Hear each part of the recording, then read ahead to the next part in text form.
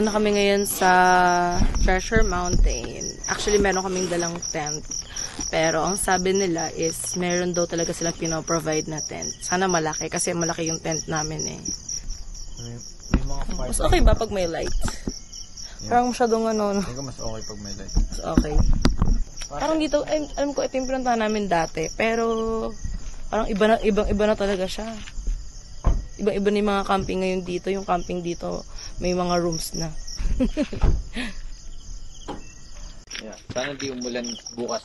Kasi talagang, di ba usual naman, sa madaling araw, medyo mahamog. Oh, hindi pa nga malamig ngayon eh. Dati malamig. Lamig talaga eh. Kasi, alam mo parang hindi pa kami sure kung ngayon na kami, gagaya. Or, ilang araw kami. Ngayon wala pa tayo ganang makita kasi syempre madilim. Ito yung mga ATV nito. Uy, may teddy bear na tutulog. Cute. Tingnan mo.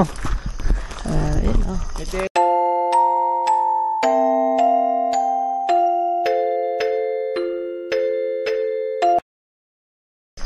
May trail sila for ATV. Ito parang jar. May arrow. May bow and arrow dyan. Seesaw, falls, trampoline, ayan, syempre overlooking ng Sea of Clouds, tsaka yung net, spider net, ayan. So, eto yung prices. Meron na rin pala silang rooms na kung gustong talagang makatulog ng mahimbing. Ayan. Oh, saka medyo may bubuyog. Ayan. Tapos, ang nakalagay dito, ang falls, 380 meters. Bosay Falls.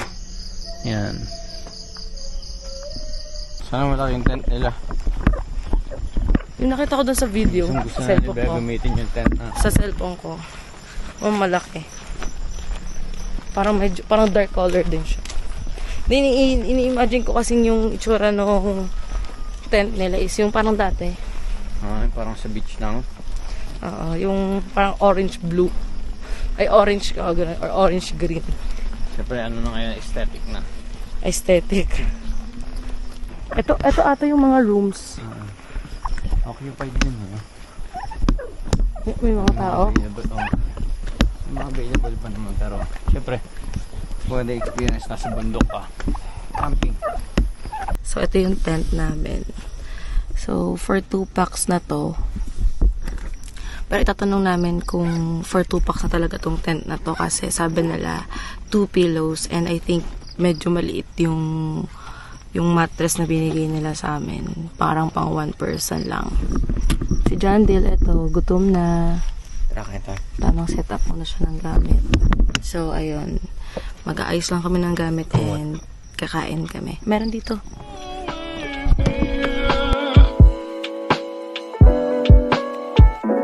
Fantastic.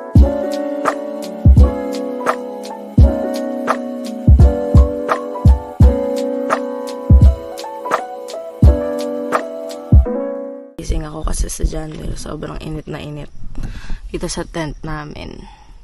Actually, yung dating Treasure Mountain, sobrang lamig talaga niya. Pero ngayon, nung nag-upgrade na sila, mas organized na yung lugar. Parang hindi na siya ganun kalamig.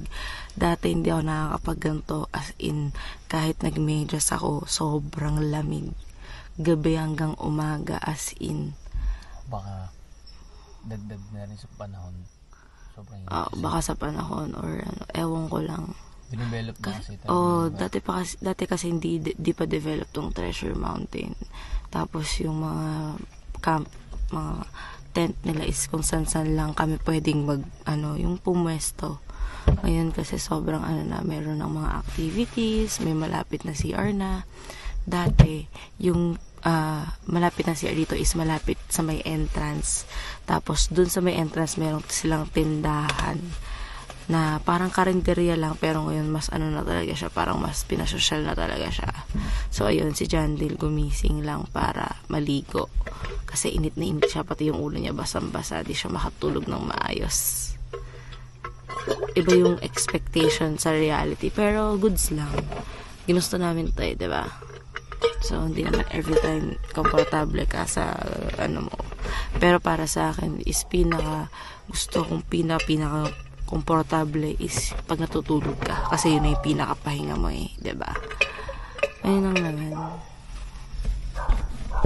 It's 5:18 in the morning. And, check natin yung labas. Gisingin naman natin si Landil. Let's see outside. Let's take a video outside. Say hi to our vlog. Nagulat siya sa itsura ng labas. It's a sea of clouds. So, let's go.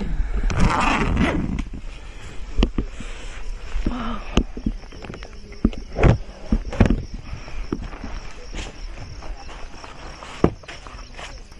May mga tao na nag-check. Tumitingin na rin ang view. Ganda niya, grabe.